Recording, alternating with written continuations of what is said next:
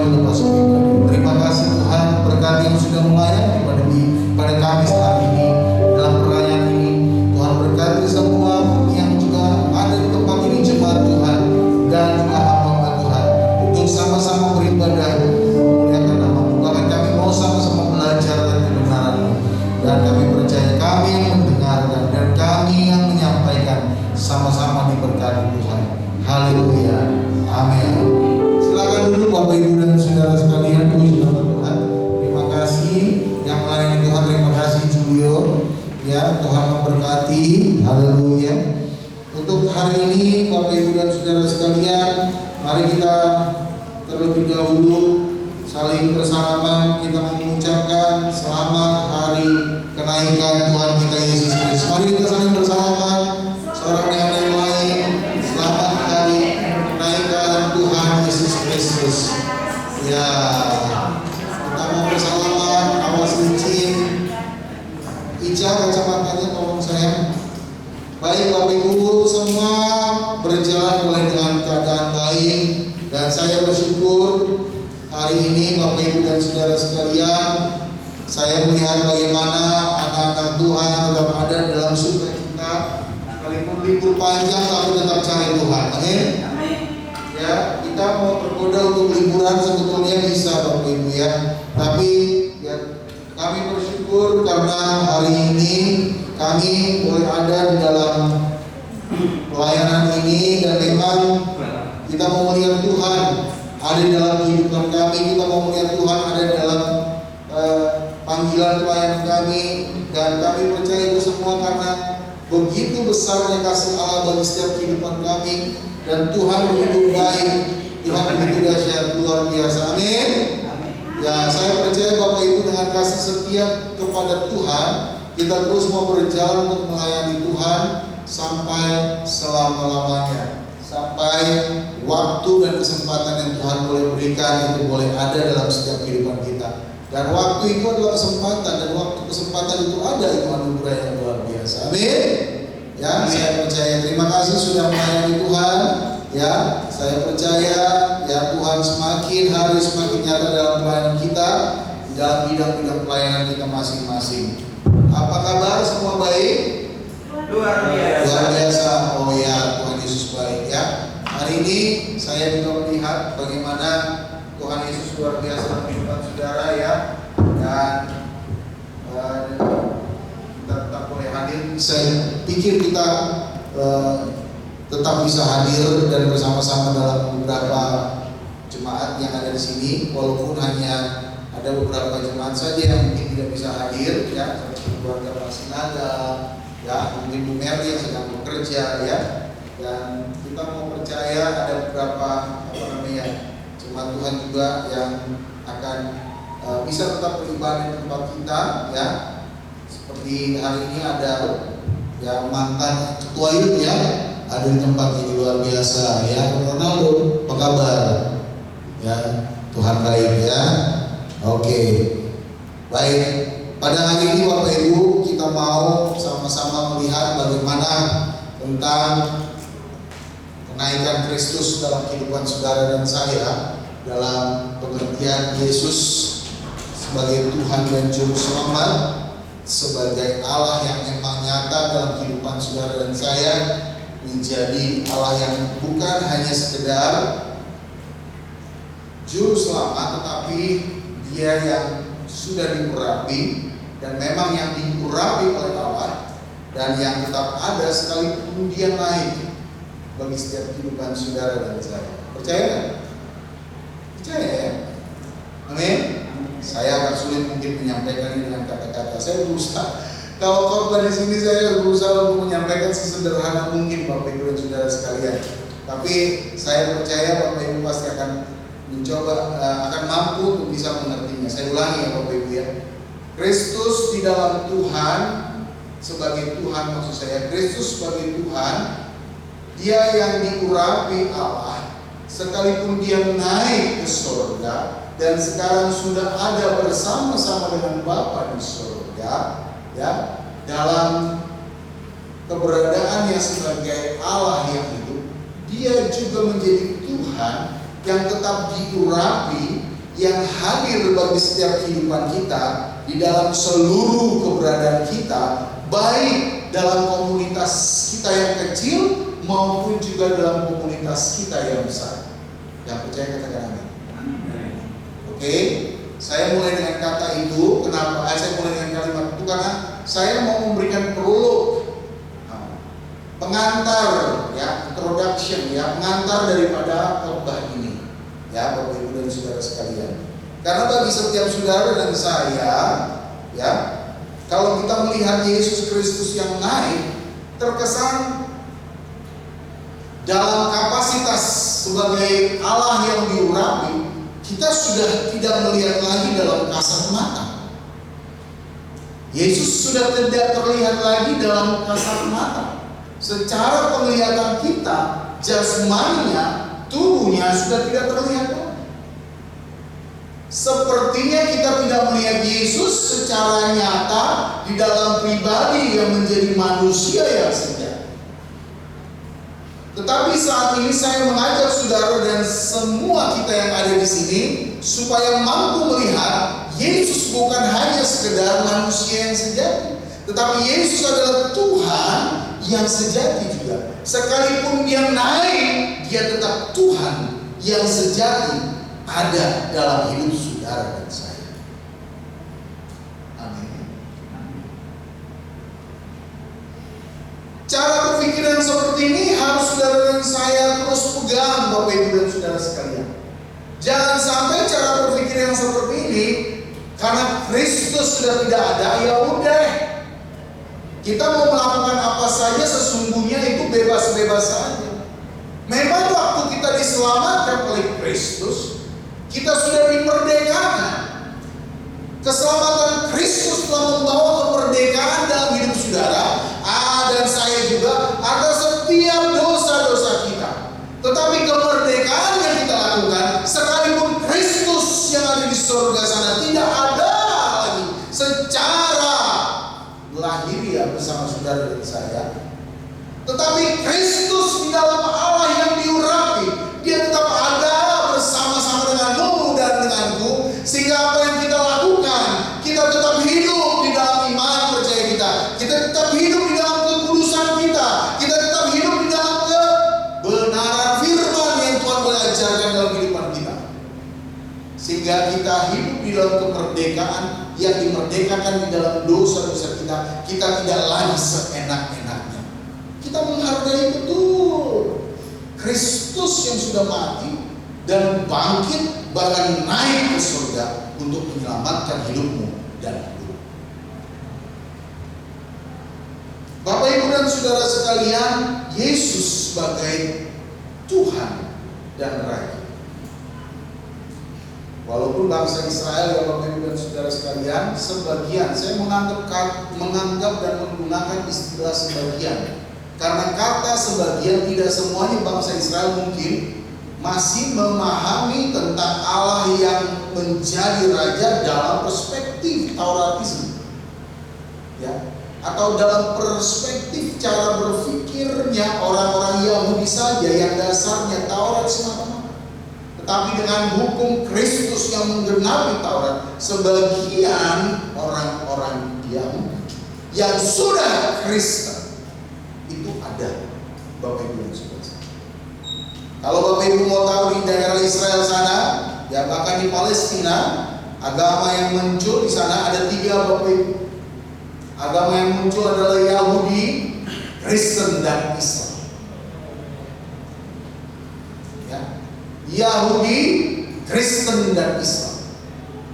Agama yang berkembang di sana, Bapak Ibu dan saudara sekalian. Ya, itulah yang terjadi dalam perkembangannya. Loh, Pak, kok bisa? Kenapa bisa seperti itu? Kenapa harus ada Muslim? Kenapa harus ada Islam? Ya, karena perkembangan agama-agama kepercayaan itu yang ada di Israel dan Palestina sekitarnya, itu pun juga berkembang dengan perkembangan masyarakat yang ada di dalam lingkungan negara mereka. Bapak Ibu gak percaya, sekalipun kita mungkin bisa mengatakan merdeka buat Palestina, di dalam keberadaan mereka di negara mereka Ada juga yang beragama Kristen Bapak Ibu. Ada juga gereja-gereja di sana. Saya berani menyampaikan ini karena memang di sana sudah ada pembuktian. Ada orang-orang Kristen juga yang di sana ikut juga mengalami yang namanya penindasan dari bangsa Israel. Ya, tapi saya nggak mau membahas sisi yang seperti itu. Tapi saya hanya mau membahas tentang Kristus yang lahir di Yerusalem, Bethlehem. Itu adalah Allah yang diurapi, ya, yang sampai saat ini tetap ada bersama-sama dengan hidup dan hidup. Tetap ada bersama-sama dengan jemaat. Tetap ada bersama-sama dengan anak-anak. Tetap ada bersama-sama dengan umatnya yang percaya. Oleh karena itu Bapak Ibu dan Saudara sekalian, saya mau mengajak saudara untuk melihat bagaimana tentang Kristus yang naik, tetapi tetap di dalam kapasitas yang diurapi oleh Allah. Kata yang diurapi Bapak Ibu dan Saudara sekalian, saya berharap Bapak Ibu bisa melihat. Saya menggunakan sekarang ya papan tulis ini. Banyak orang bilang, Pak Pendeta nggak pakai lagi papan tulisnya, kenapa nggak dipakai? Saya tapi tulisan saya bilang jelek. Nanti kalau Bapak Ibu lihat tulisan saya, ampun, Pendeta tulisannya jelek. Kristus, ya, di dalam perjanjian lama dikatakan sebagai Mesias. Di dalam perjanjian baru dikatakan sebagai Kristus. Artinya adalah yang diurapi.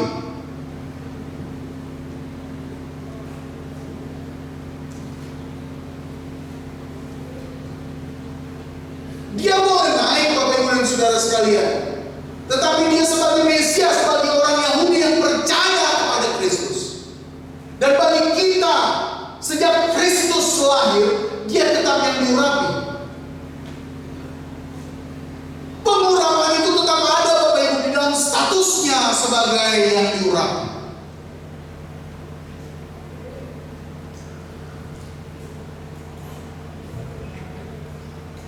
Oleh karena itu Bapak Ibu dan Saudara sekalian, kita mau melihat sekarang dalam gelar ini. Saya menggunakan istilah gelar Bapak Ibu, Mesias dan Kristus. Sebetulnya bahasa Yunani adalah Kristos, ya. Tapi di dalam bahasa Ibrani disebut Mesias, ya.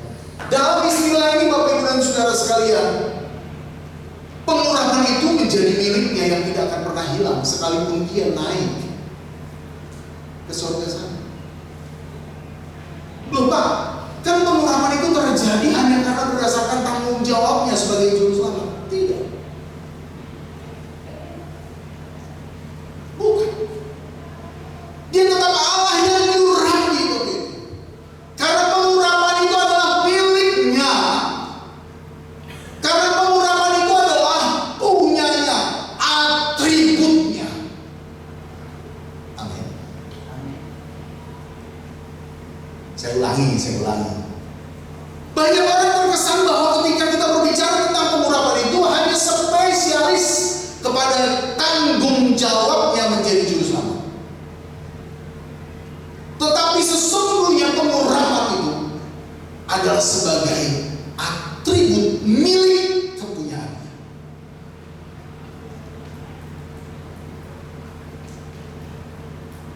Jadi dia sebagai Allah sekalipun ya mungkin ya, bagi orang Yahudi mereka tidak dipercayai. Sorry maksud saya, Yesus tidak dipercayai, belum diakui. Tetapi bagi kita yang mempercayai Kristus dalam iman Kristiani kita mengakui dia sebagai Allah yang sudah diurapi, dan bahkan urapan itu adalah atribut milik kepunyaan. Sampai sini ngerti Bapak Ibu? Amin. Itu milik kepunyaannya Allah.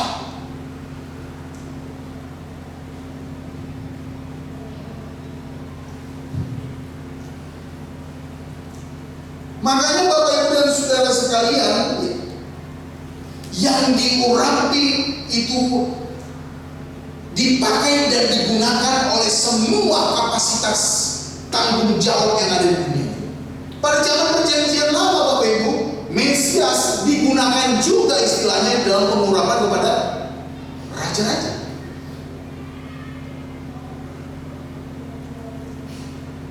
Istilah yang digunakan pengurapan itu juga dalam perjanjian lama, digunakan dalam mengurapi para nabi.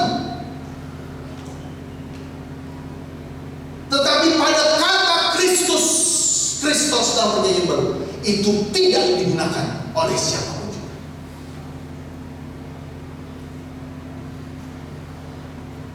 Ngerti nggak Bapak Ibu?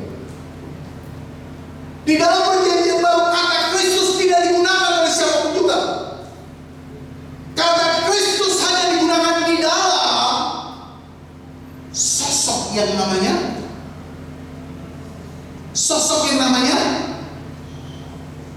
Yesus.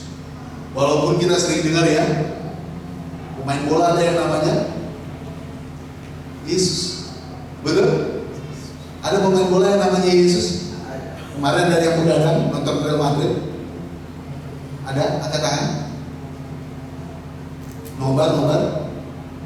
Ada yang nobar? Pepe nobar? Pelayanan. Oh iya, pagi-pagi. Nice. Tepuk tangan dulu dong. Dipegang omongannya ya. Besok-besok kalau malam minggu tetap ya Tuhan yang utama ya. Amin.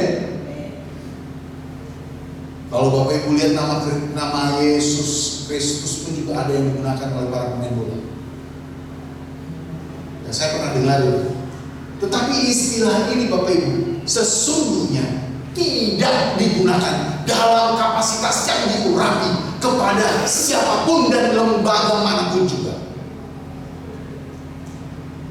Tidak digunakan kepada siapapun dan lembaga manapun juga. Karena ini adalah menunjuk kepada Allah yang menjadikan dirinya sama seperti manusia dan mengambil rupa seorang, siapakah dia? Yesus Kristus. Pak Gultom, ngerti Pak Gultom? Bingung nih Pak Gultom. Mama Victor, nanggap? Pak Sugi, nanggap?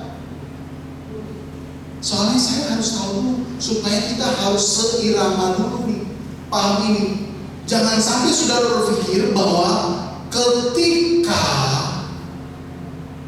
kata Kristus walaupun juga banyak digunakan atau Yesus banyak digunakan oleh manusia lainnya yang ada di peradaban dunia ini, tetapi kita harus sepakat bahwa itu adalah milik kepunyaan Yesus Kristus yang tidak bisa digantikan dan dimiliki oleh siapapun juga. Dalam perjanjian baru sampai hari ini konteksnya dari perjanjian baru. Jadi kalau kita berbicara tentang yang diurapi Bapak Ibu, sekalipun Kristus itu sudah naik ke surga, di bawahnya waktu dia naik ke surga, murid-murid bilang, ya murid-murid melihat dia naik ke surga, dan ketika dia naik ke surga, kapasitas yang diurapi itu tetap dimiliki oleh Yesus. Yesus tetap yang diurapi. Yesus tidak berubah karena karya keselamatan itu hanya ada di bumi saat dia menjadi manusia sejati.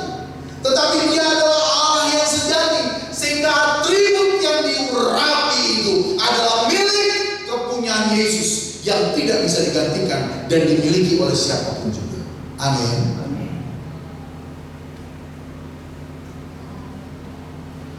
Saya berharap suatu hari saya punya perpustakaan di sini supaya saudara bisa belajar. Serius, Bro. Karena saya terus bilang sama istri saya juga belajar. Sekarang sangat gampang dan sangat mudah. Saya sedang menulis sebuah jurnal tentang eksistensi. Karena jurnal saya ini harus saya bahas dulu terlebih dahulu dengan eksistensi Kristus, pra-eksistensi Kristus, ya, dengan dengan dosen saya, ya, dan promotor saya, profesor, ya. Dan saya harus diskusikan ini sama mereka, dan saya dibimbing langsung oleh sang ketua sekolah tinggi BK Sekolah Teologi Baptis Indonesia semua. Khusus jurnal saya ini. Karena kalau kita bicara tentang Kristus yang naik, itu adalah eksistensi Kristus, bagian dari eksistensi Kristus. Itu Kristus sebelum dia menjadi manusia, dan Kristus sudah dia menjadi manusia dan naik ke surga. Itu satu bagian di dalam eksistensi Kristus dalam keberadaannya.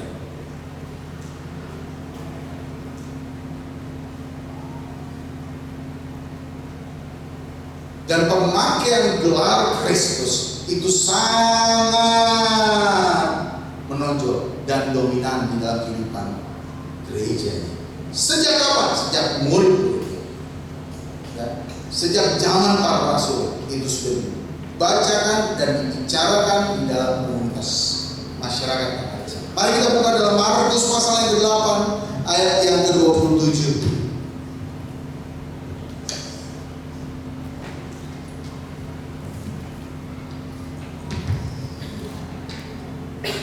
Markus yang ke-8. Markus itu sebelum Wahyu, ya Bapak Ibu.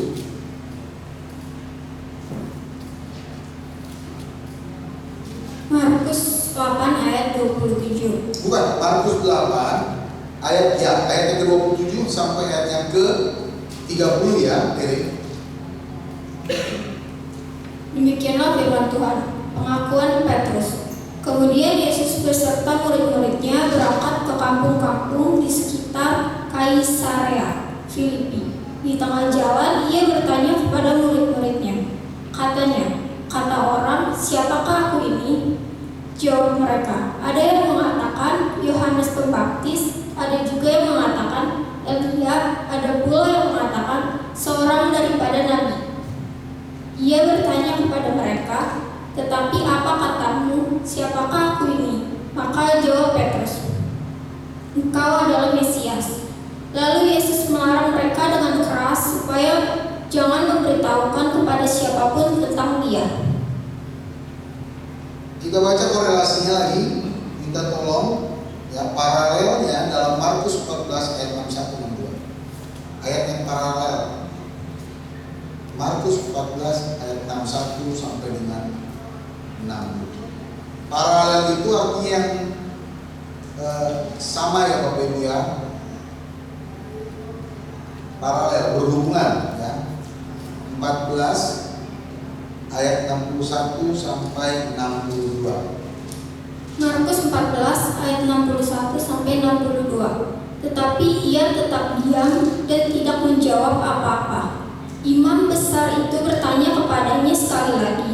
Katanya, apakah engkau Mesias, anak dari yang terpuji? Jawab Yesus, akulah dia, dan kamu akan melihat anak manusia duduk di sebelah kanan yang maha kuasa dan datang di tengah-tengah awan-awan di langit. Baik, terima kasih. Bapak Ibu, kalau kita melihat bahwa ketika kita membaca ayat ini, diskusi tentang Kristus dan Mesias, Mesias dan Kristus itu menjadi jelas. Kenapa pada zaman perjanjian baru istilah kata Mesias masih digunakan pada Kristus? Karena dominasi pemikiran mereka masih dominasi yang digunakan dalam cara berpikir orang-orang Yahudi. Orang-orang Yahudi masih mengakui Yesus sebagai Mesias. Orang-orang Yahudi sudah mengakui Yesus mengakui Yesus sebagai Mesias, tetapi penggunaan Mesias di dalam Kristus menurut perjanjian lama itu berubah katanya menjadi Kristus.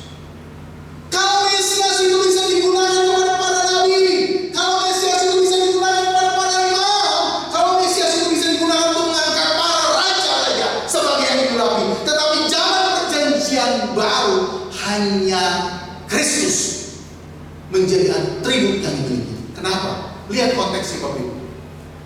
Lihat gambarnya. Bahkan kaisar yang menghakimi dia. Kaisar apa siapa tadi? Kaisar betul? Betul nggak? Mahkamah yang menghakimi dia. Dia masih menggunakan konteks secara apa? Antropologis. Dia masih menggunakan Kristus hanya manusia sejati. Dia sama dengan para nabi, dia sama dengan para raja, dia sama dengan para imam.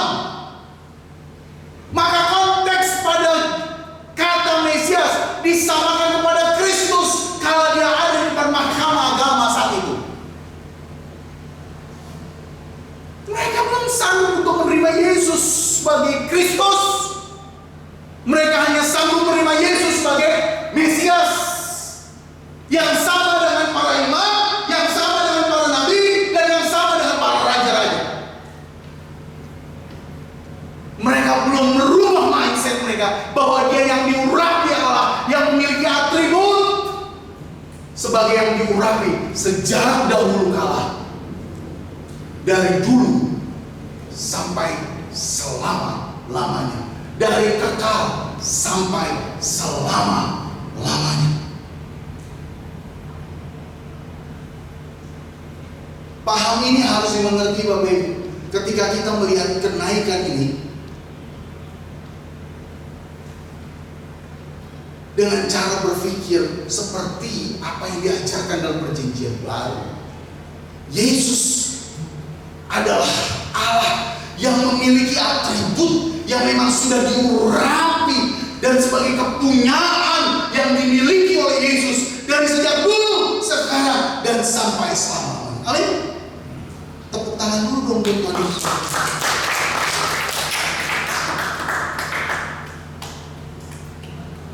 Dia sudah ada Bapak Ibu sebagai Allah yang diurapi.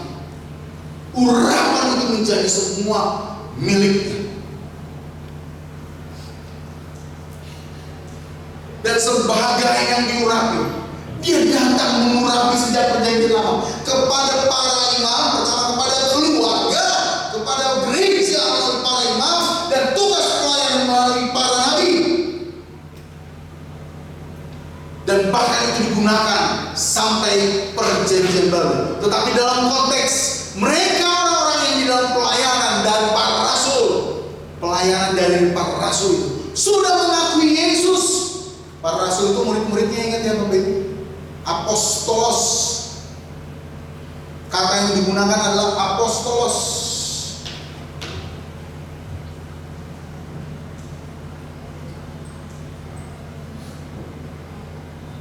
Rasul. Kalau saya mau ngomongin sama istri saya terkadang, tapi saya harus ngomong, para rasul itu, para murid-murid Yesus yang menjadi apostolos, mereka sudah menerima Yesus bukan sebagai pribadi yang sama dengan imam, bukan sebagai pribadi yang sama dengan nabi-nabi, bukan sebagai pribadi yang sama dengan para raja yang diurapi pada perjanjian lama, tetapi mereka sudah menerima Yesus sebagai Kristus. Karena mereka tahu itu miliknya. Urapan itu adalah milik. Halo? Halo? Makanya kalau kita berbicara tadi, Well tadi bilang urapilah. Ya, ada lagi ini. Urapilah. Hati-hati ngomong. Kami, hei, engkau sudah mengundang Kristus hadir dalam hidupmu, yang sudah mengurapi ketika kau menjadi orang yang percaya kepada Dia. Tapi kalau memang kau belum percaya, lagu itu hanya sekedar lagu biasa saja. Tapi kita sebagai orang yang percaya, kita bernyanyi, urapilah kami dengan minyak baru, penuhilah kami. Dapatkan CD dan kasetnya di toko-toko bangunan.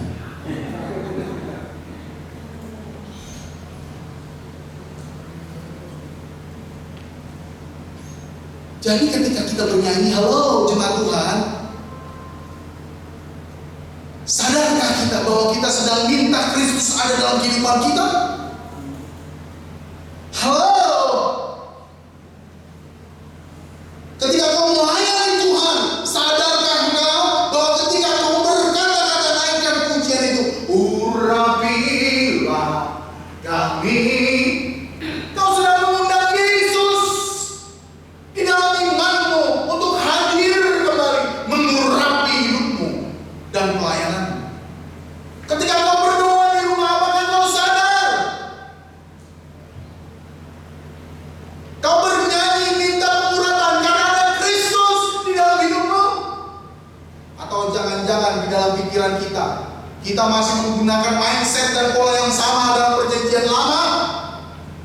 Dan kita hanya mengatakan Kristus sama dengan raja-raja, Kristus sama dengan para nabi, Kristus sama dengan para imam. Apakah seperti itu? Sehingga ketika kita bernyanyi kita merasakan, ya, gue kan setara sama Yesus, manusia kok. Kalau konteks pemikirannya seperti itu, berarti kita sedang berada dalam kehidupan pola perjanjian lama yang hanya mengakui Yesus sebagai Mesias dan bukan mengakui Yesus sebagai Kristus. Hati-hati. Hati-hati. Hati-hati. Pengaruhnya ini di kehidupan kita harus terlihat. Sungguhkah kita berpengaruh dalam kehidupan kita?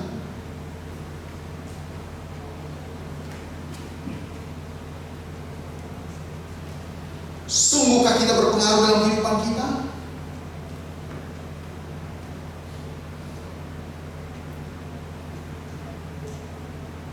Bahwa yang diurapi itu ada dan nyata dalam hidupmu ketika kau percaya Yesus. Dan apakah engkau mengakui pada hari kenaikan ini, sekalipun kita tidak melihat Yesus dalam kasat mata kita, apakah kita betul-betul masih mengakui Yesus sebagai Kristus?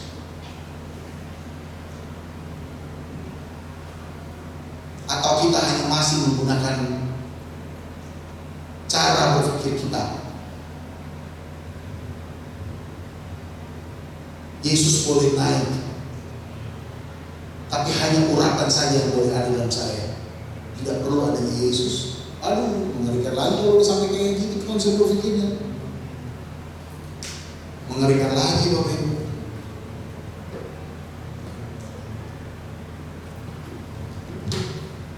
Petrus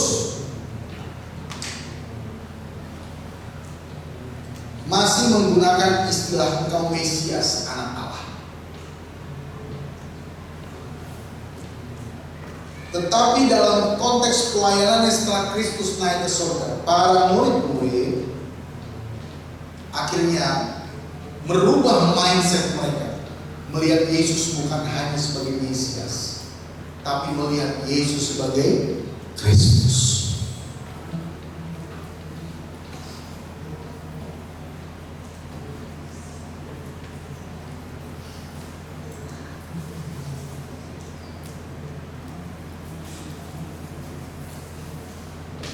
Jawaban Petrus dalam Injil Matius, mari kita buka Matius pasal yang ke-16 ayat yang ke-16.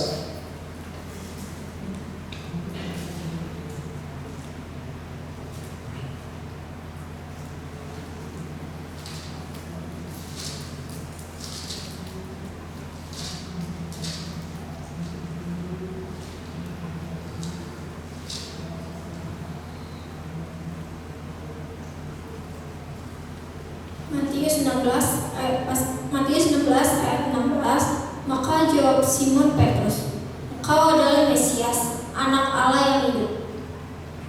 Maka jawab Simon Petrus, engkau adalah Mesias, anak Allah yang hidup. Cara berpikirnya masih didominasi di dalam kehidupan orang-orang perjanjian baru, sampai khususnya dalam zaman para rasul saat itu, murid-murid Yesus saat itu. memang masih terpengaruh dengan cara berpikirnya orang-orang Yahudi. Ya mereka memang kelompok orang Yahudi. Saya pernah bilang Bapak Ibu, ya, bahwa pengaruh itu tetap ada, bahkan ketika mereka ada dalam sebuah tatanan pemerintahan kekaisaran. Ya, saya pernah sampaikan ketika zaman kaisar, ketika zaman jenderal yang namanya Pompei, ya, pada tahun berapa kemarin saya sampaikan itu, ya. Mereka ada di bawah pemerintahan kerajaan, ya, tatanan pemerintahan kekaisaran Romawi. Tetapi mindset mereka dalam berpikir tentang, ya, agama, berpikir tentang keyakinan, masih berpikir dengan Tauratisme. Mereka masih berpikir dengan keyahudiannya yang mereka dominan ada dalam kehidupan mereka. Oleh karena itu Bapak Ibu, saya mau mengajak, ya, supaya kehidupan kita berubah mindset. Memang kata Mesias dan Kristus sama, memiliki arti yang sama, tetapi fungsinya kata Mesias hanya digunakan kepada jabatan tertentu, tetapi kepada Kristus, Dia yang diurapi itu menjadi Kristus. Memang sudah menjadi yang diurapi, bukan karena menjabat, bukan karena ada tugas, bukan karena pendelegasian, bukan. Bahkan dalam karya keselamatan Allah, Dia yang diurapi Allah, Dia yang diurapi Allah hadir menyatakan dirinya menjadi juru selamat bagi setiap saudara dan saya. Dia yang diurapi Allah.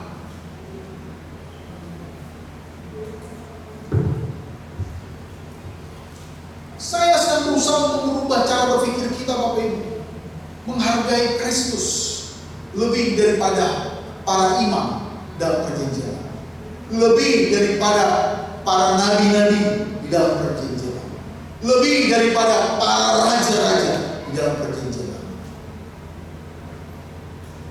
Kalau saudara mengakui bahwa raja itu yang diurapi, sama. Kalau kita ketemu Jokowi misalkan, Jokowi itu ditabiskan untuk menjadi seorang presiden, ya. Kalau pada konteks masa lalu, ya, dia harus diurapi, ditabalkan, katanya kalau orang Batak bilang ditabalkan, ditabiskan. Ya. Tapi zaman sekarang orang ditabiskan nggak perlu pakai minyak lagi, Bapak Ibu, kotor nanti rambutnya. Ya, begitu ya.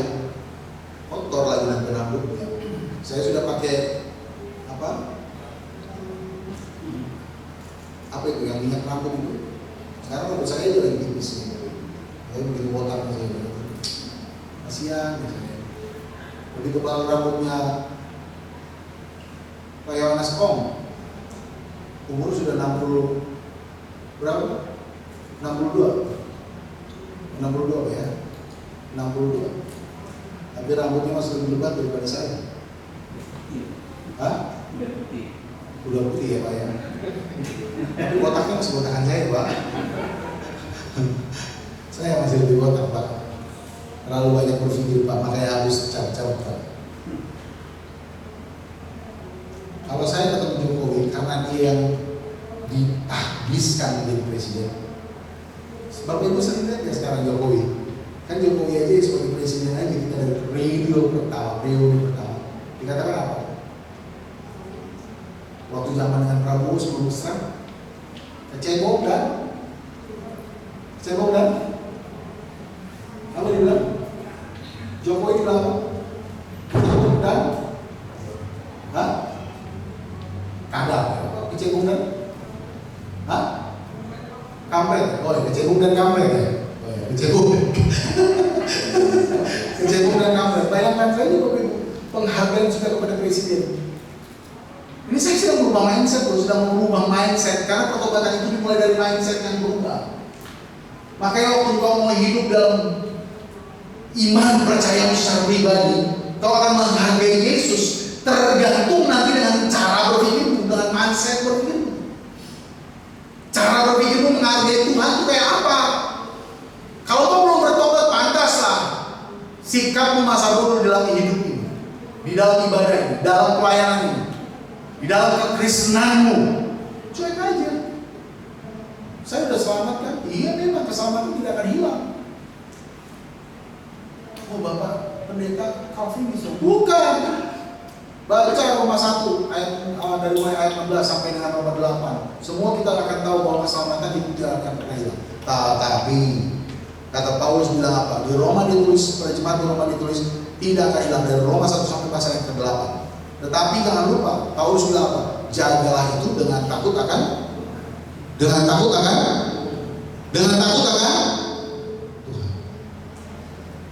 Jaga itu dengan takut akan.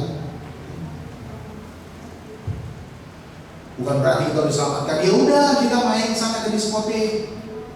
Mana si Daniel Mandul? Pak, main ke diskotik kan gak apa-apa Pak. Saya gak minum, gak mabuk-mabukan, saya gak zina. Ya udah, saya ngajak kita berpikirnya. Makan aja kamu sampai kenyang. Apapun kamu makan sampai kenyang. Bahayanya ada enggak? Ada nggak enggak kopi itu? Ada nggak? Saya ini lagi bergumul dengan cara makan saya. Alkitab bilang dalam kitab Amsal, taruhlah apa? Pisau, apa? Silet. Kalau kau rakus akan makanan. Saya lagi taruh itu kopi itu dalam iman saya. Saya lagi taruh di hati saya. Karena saya pengen sehat. Saya pengen ya paling tidak langsing lah. Kalau begitu impossible ya. Tapi jujur Bapak Ibu, kalau saya makan terus, ini filosofi ya Bapak Ibu. Makan terus, sakit nggak saya? Sakit. Saya nikmati makanan yang enak-enak, saya nikmati daging buah, panggang, sop. Ya.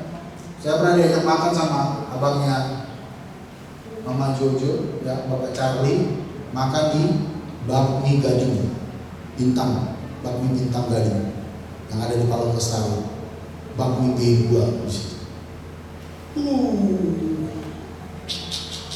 Begitu disaji B2 panggangnya itu beda sama yang Batak punya, tebal-tebal Bapak Ibu. Mau dibilang kayak apapun kalah tebal. Apalagi yang bakmi panggang yang merah itu. Aduh. Dikasih lagi Bapak Ibu ada kulitnya itu yang dipotong-potong digoreng Bapak Ibu kayak berupa apa itu? Kalau di Padang itu kayak ada taburan-taburan itu apa namanya? Kriuk itu. Aduh. Makannya itu mertua lewat saya pasti lupa itu. Serius begitu. Enak banget bakmi Gading bintang itu. Ya, saya pernah diajak makan di situ sama Pak Ferdinand. Ya, jadi saya harus mengakui Bapak Ibu, kalau saya makan terus, makan yang bahaya terus masuk dalam diri saya, yang tidak baik terus masuk dalam hidup saya, bahaya nggak Bapak Ibu? Jadi jangan berpikir nggak apa-apa kok Pak, saya nggak berzina di sana, saya cuma nikmatin musik, saya cuma minum doang kok, 1 pitcher, D1R. Kalau di sana kan dikasih 1 pitcher bukan botolan kan? Karena dulu saya masa lalunya adalah seperti itu, ya kan? Mau yang sampai modelnya ada di luar api di minuman jus baru minum lalu. Jadi Bapak Ibu dan saudara sekalian, saya harus katakan, jadi jangan meremehkan apa yang ada dalam kehidupanmu. Membuktikan Kristus ada, yang diurapi itu ada atau tidak, bagaimana respon kita terhadap segala sesuatu ya di hidup kita. Kalau memang Kristus itu kita yakini sebagai yang diurapi oleh Allah, dan memang Dia adalah yang diurapi, Allah yang diurapi, yang memiliki pengurapan itu sendiri, maka kita pasti akan berjaga-jaga dalam kehidupan kita untuk tidak melakukan sesuatu yang sifatnya dosa.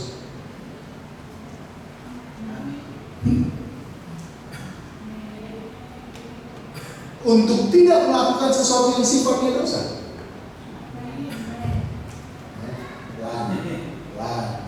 Untuk tidak melakukan sesuatu yang sifatnya dosa. Masih bikin takut. Takut mulut ini mengatakan amin.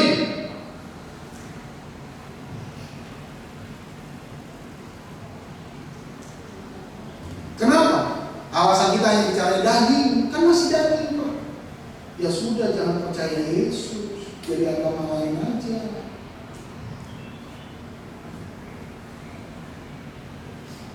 Kalau masih mengakui hanya daging, kedagingan kita harus kita tundukkan di dalam pribadi yang murah itu. Kedagingan kita harus kita tundukkan di bawah Yesus yang sudah menyelamatkan hidupmu dari hidup. Harus Bapak Ibu Saudara sekalian. Kedagingan kita harus kita tundukkan di bawah Kristus. Bisa nggak? Bisa kok sebetulnya. Kita saja selalu kompromi.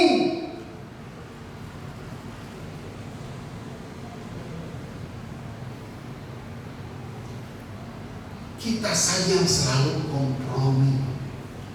Ayo, yang diurapi itu sudah ada dalam kita.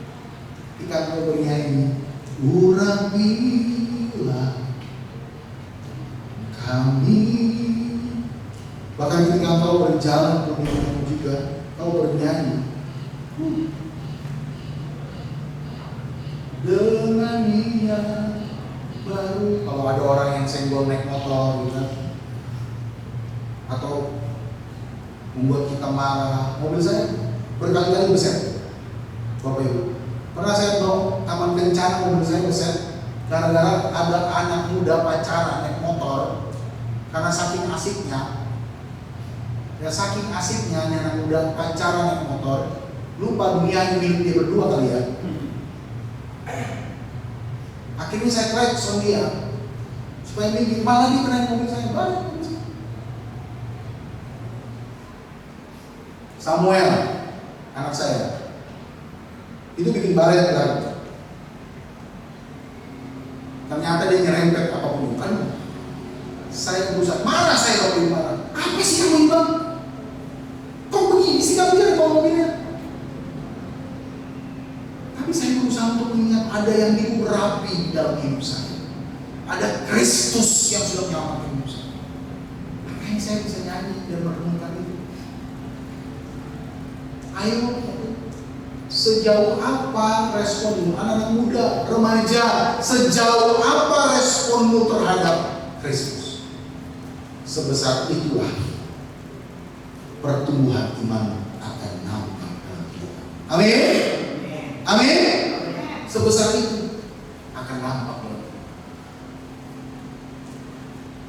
Akan terlihat. Ayo kita bangun berdiri, Bapak. Kita mau bernyanyi sekarang. Ini jam betul nggak ya? Jam 12 kurang. Betul ya? Gak terasa ya? Hari yang main musik.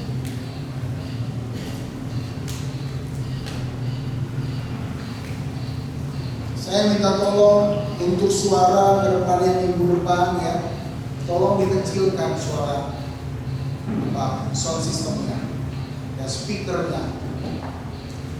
Keras sekali hari ini. Kasihan tadi juga saya lihat Julio dari suaranya dia tak bisa masuk ya. Terlalu tinggi tadi speakernya suaranya. Ayo mari kita sini. Rendah aja kita bikin. Karena kita jumlah ruangan yang terlalu besar. Mari WA sini boleh maju. Mari Bapak Ibu dan saudara sekalian boleh berdiri.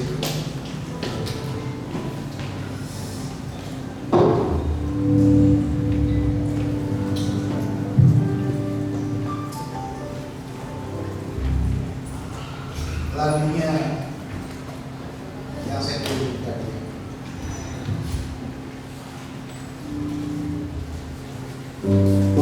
Mari kita tolong video boleh bantu saya.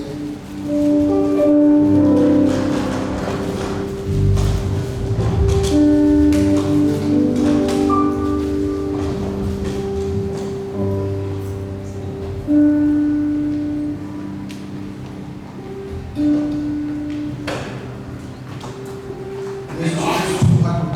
Lagunya di sisi. Pandang kemuliaan-Mu, iman bersama-Mu,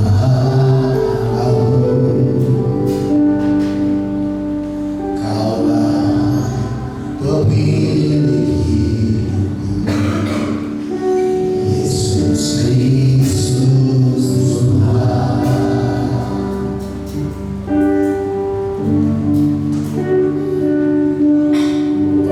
Sujud di hadapan-Mu,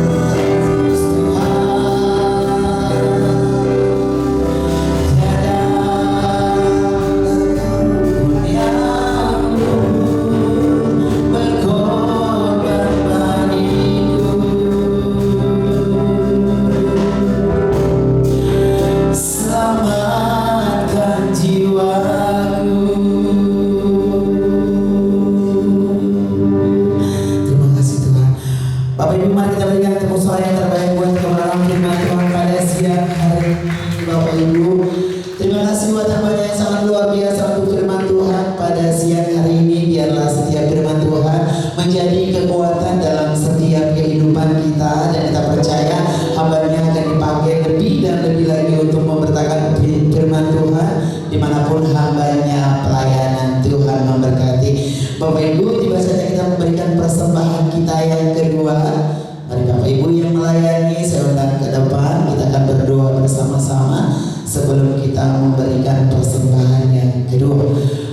Bapak bersyukur untuk segala firman-Mu yang ditaburkan oleh hamba-Mu di tempat ini menjadi kekuatan dalam setiap kehidupan kami, dan kami percaya Tuhan kami melakukan firman-Mu, karena ketika kami melakukan firman-Mu Tuhan akan memberkati setiap kehidupan kami. Bapa, terima kasih buat firman-Mu yang hidup, itu boleh kami lakukan dimanapun kami berada dan dimanapun kami melangkah, karena kami percaya itulah senjata kehidupan kami. Bapa, tiba saatnya kami memberikan persembahan kami yang kedua. Biarlah Tuhan memberkati yang telah kami siapkan.